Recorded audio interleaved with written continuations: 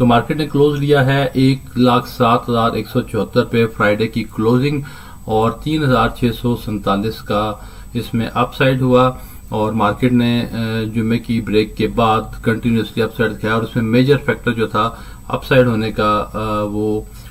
IMF का जो decision था पाकिस्तान के नेक्स्ट लोन के हवाले से, तो उसमें पॉजिटिव आउटकम था और उस टाइम तक एग्जैक्ट न्यूज डिस्क्लोज नहीं थी, बट कोई इनसाइड इन्फॉर्मेशन वालों को इनसाइड इन्फॉर्मेशन मिल गई होगी, तो जिसके बाद मार्केट ने वहां से अपसाइड देना शुरू कर दी। अब देखते हैं कि नेक्स्ट मंडे से यानी कल से फर्दर अब क्या आउटलुक हो सकती है, क्योंकि अल्हम्दुलिल्लाह चीजें सारी रिजॉल्व हो चुकी हैं, सीज फायर का अनाउंसमेंट हो चुका है, दो के फ्यूचर इज नेवर प्रिडिक्टेबल। हम कुछ कह नहीं सकते कल क्या होगा, लेकिन अभी तक की जो हमारे पास available basic information fundamental about the stocks है उसकी रोशनी में मैं ये अज्यूम कर सकता हूँ कि Monday will be again historically upside number of points के हवाले से माइट भी हम जो है 7-8 हज़ार पॉइंट, तो आराम से मेरा गेस है 7-8 हज़ार पॉइंट्स का अपसाइड हम देखेंगे इंशाल्लाह। तो अब देखना है कि हम उसके अंदर क्या कर सकते हैं और कैसे इस अपकमिंग रैली का पार्ट बन सकते हैं।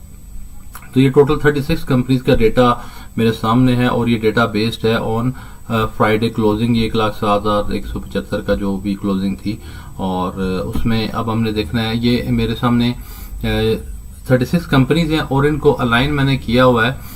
Based on their P ratio, कि जिसकी पी रेशो जितनी कम है उतना ज्यादा वो शेयर वैल्यूएशन के हवाले से अट्रैक्टिव है। इसमें सारे सेक्टर्स की सीमेंट से लेके energy, banks, miscellaneous companies, automobile, refinery, ये सारे के सारे मौजूद हैं। ऑब्वियसली दो मेन सेक्टर का नाम लूंगा, एनर्जी सेक्टर और सीमेंट सेक्टर, इन पे नजर रखें, इनके अंदर काफी अच्छा अपसाइड आने का पोटेंशियल है। और मैं पी रेशियो को थोड़ा सा यहाँ से आपकी एक्सप्लेन कर दूं कि कौन कौन सी शेयर की करंट पी रेशियो क्या है, इसके अकॉर्डिंगली आप देख सकते हैं, लाइक SSGS हुई, सदर्न गैस, दो गैस के ऊपर भी थोड़ी रिजर्वेशन है, पी रेशियो इतनी कम होने के बावजूद अगर कंटिन्यूसली डिक्लाइन पे है तो there is something wrong inside, जो कि अभी हमारे पास इन्फॉर्मेशन नहीं है। एनी हाउ सुई सदर्न सबसे कम पी रेशियो के अंदर है, then we have Faisal bank 3.23 P ratio है और RF हबीब कॉर्पोरेशन की 3.54, हबको यूनाइटेड में 3.57, देन SNGP 3.73, देन PPL 3.9। तो एनर्जी सेक्टर के 3 स्टॉक अट्रैक्टिव जोन में है, Hubco, SNGP and PPL। Then we have Sazgar भी जिस दिन मार्केट हॉल्ट हो गई थी उसमें इसने लोअर अपना बनाया था, लोअर लॉक लग गया था 10% पे, फिर दोबारा फ्राइडे को थोड़ी सी इसने अपसाइड दिखाई, तो अब होपफुली दोबारा से ये अभी ऊपर जाएगा और अपने ऑल टाइम हाई की तरफ चलेगा। Attock refinery, then we have OGDC, ये भी अपने 4.59 अच्छे पी रेशियो पे, देन है मीजान बैंक 5.22। मीजान और फैसल बैंक को कंपेयर करें तो आई विल रिकमेंड कि फैसल बैंक की तरफ जाएं, क्योंकि इसकी पी रेशियो अभी कम है, मीजान स्लाइटली थोड़ा सा ओवर प्राइस्ड है। DCR one of the most beautiful share जिसने सारे प्रेशर को भी एब्जॉर्ब किया, रादर स्ट्रेंथ शो की, और इसने बिल्कुल भी मार्केट का उस तरह से प्रेशर नहीं लिया, हालांकि जिस दिन मार्केट हॉल्ट हुई थी उस दिन भी DCR ग्रीन जोन के अंदर क्लोज हुआ था, तो ये इसकी स्ट्रेंथ को शो करता है। और वैसे भी गालिबन ये मोस्ट रिलायबल रीट है जो हमारे पास PSX के अंदर मौजूद है, और रीट क्यों अंडरस्टैंड कि ये रियल एस्टेट के ऊपर सारा बेस कर रहे होते हैं, और रियल एस्टेट अगर हो और वो physical on ground high rise apartments और structure and commercial everything is there physically, तो फिर आप उसमें आंखें बंद करके लॉन्ग टर्म के लिए, वैसे भी प्रॉपर्टी पाकिस्तान में रिसेंटली ऑलमोस्ट दूसरे 2 साल से ऊपर हो चुका है, तीसरा साल शुरू होने वाला है कि थोड़ा सा डिक्लाइनिंग ट्रेंड पे है, तो इसमें भी upside potential real estate sector के अंदर भी काफी एक्सपेक्टेड है। तो जिस टाइम भी आएगा और इंटरेस्ट रेट के नीचे होने की वजह से अब जून के बाद जुलाई में जरा BR के भी कुछ चीजें इनके हवाले से पॉजिटिव होंगी, तो रियल एस्टेट में हमें अपसाइड देखने को मिलेगी, तो DCR will be definitely a good beneficiary. Then we have cement sector से चिराट सीमेंट है, काफी लोअर पी रेशियो के अंदर है, चूंकि इतना ज्यादा फेमस नहीं है, लाइमलाइट के अंदर नहीं है लाइक फौजी सीमेंट और लगी सीमेंट, तो इसलिए अभी ये लोगों की नजरों में इतना नहीं आया हुआ, इसलिए अभी इसकी पी रेशियो कम है, इसके ऊपर भी नजर रखें, ये अच्छा पिक है लॉन्ग टर्म के लिए। Then we have Fatima fertilizer, RF Habib group का एक अच्छा फर्टिलाइजर सेक्टर का stock. Then you have Lucky cement 5.89 के साथ अभी भी ये अच्छी जोन के अंदर आ चुका है, क्योंकि सीमेंट सेक्टर का अब जो पी रेशियो बनता है, जो अच्छा उसका पीक है वो 9 से लेकर 10 तक बनता है, तो भी लकी सीमेंट उससे काफी नीचे है,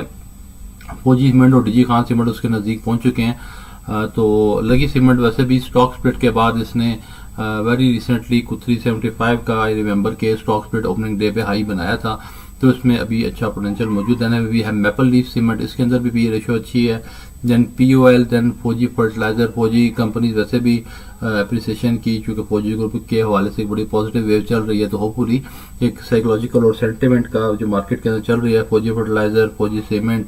एंड फौजी फूड्स, ये 3 कंपनीज इनकी बहुत मेन कंपनीज हैं। इन तीनों के अंदर आप नजर रखें और इनमें अच्छी बाइंग आ सकती है।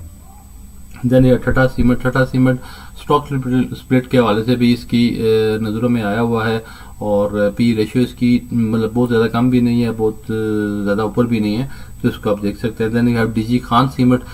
खान सीमेंट थोड़ा सा ऊपर जा चुका है, लेकिन चूंकि मार्केट का फेवरेट स्टॉक्स में से इसके पीछे मियां मंशा ग्रुप है जो MCB और निशाद मिल्स के ऑनर्स हैं, तो होपफुली इसके अंदर भी हमें अच्छी बाइंग कल देखने को मिल सकती है। देन वी हैव गाल ऑटोमोबाइल के अंदर थोड़ा सा ऊपर साइड पे, जब ऑटोमोबाइल के अंदर ऑप्शन आए तो Sazgar is the number 1 topic. Then we have Fauji cement, हमने पहले बात कर ली। Then we have Pioneer cement, ये भी थोड़ा सा अपर साइड की तरफ जा रहा है पी रेशियो के accordingly. Then we have Atlas Honda, ये भी अच्छी कंपनी है ऑटोमोबाइल के अंदर। देन वी हैव PSO और यू कैन से SNGP और SSGC और ये OGTC वगैरह जो है, ये सर्कुलर डेट के बेनिफिशरीज में से हैं, और PSO थोड़ा सा अभी इन अच्छी रेंज में लग रहा है, चूंकि 9.43 PSO करंट रेशियो के मुताबिक, जो कि लास्ट डे में फ्राइडे को इसने दोबारा अपसाइड 5% की दिखा दी है, तो but still it is the favourite stocks. मारी के ऊपर स्पेशल बात करूंगा। मारी वो स्टॉक है कि जो मार्केट के फेवरेट 3 स्टॉक्स में से है, और फ्राइडे को 2 दिन दोबारा अप साइड बना दी। Thursday was a very ideal day, जब इसको 550 के अराउंड इसने टच किया था, वहां से उठाना बनता था, लेकिन बट अभी भी इट्स वेरी गुड चांस कि इसको आप अभी किसी भी रेट पे बाय करें। ये 600 से 700 तक तो बड़ा नॉर्मल इसका रहा, कल आई एक्सपेक्ट के इसके अंदर अपर कैप हो जाएगा, तो इसको स्टार्ट से ही आप पकड़ लें तो पकड़ सकते हैं, तो पकड़ लीजिएगा। देन एंग्रो फर्टिलाइजर, ये भी थोड़ा सा ऊपर जा चुका है, इसको भी मैं रिकमेंड नहीं करता, इसको थोड़ा सा आप वैसे नोट करें, लेकिन ये अभी आई गेस के शॉर्ट टर्म में इसमें अपसाइड पोटेंशियल नहीं है। देन पेल है, और इसके बाद जितनी भी कंपनी है ये पी रेशियो के अकॉर्डिंगली थोड़ा ऊपर जा चुकी हैं, ज्यादा इनके ऊपर मैं इंटरेस्टेड नहीं हूँ ज्यादा। इससे पहले जो ऊपर जो पी रेशियो इनकी कम थी उनके ऊपर आप नजर रखें। मेंशन में कर दूं, पेल है, MTL, एयरलिंक और attack cement, FFL, Honda car, Engro holding, power cement, flying cement, ये सारी हैं कि जो अच्छे शेयर हैं, लेकिन शॉर्ट टर्म में अगर बाइंग के लिए मंडे की बात करें तो इसमें माइट बी के उससे जब अच्छी और चीज़ें हमारे पास मौजूद हैं जो मैंने पहले मेंशन की, तो उनके अंदर इन्वेस्टेड रहें। तो स्टे ट्यून्ड, पैनिक सेलिंग बिल्कुल भी करें, और मैं हमेशा बात रात वीडियो में करता हूं कि न्यूज बेस्ड आपने पैनिक सेलिंग नहीं करनी। अगर आप अच्छे शेयर में इन्वेस्टेड हैं तो फिर आपको कोई भी न्यूज आज आप देखें, इतना बड़ा एक ट्रेजिडी सॉर्ट ऑफ कह लें कि एक बहुत बड़ा एक आजमाइश थी हमारे ऊपर, अल्हम्दुलिल्लाह ताला ने सुरखरू किया, हमारे क्रेडिट गोस्ट्रू और आर्म फोर्सेज और सारी कौम यकजा रही।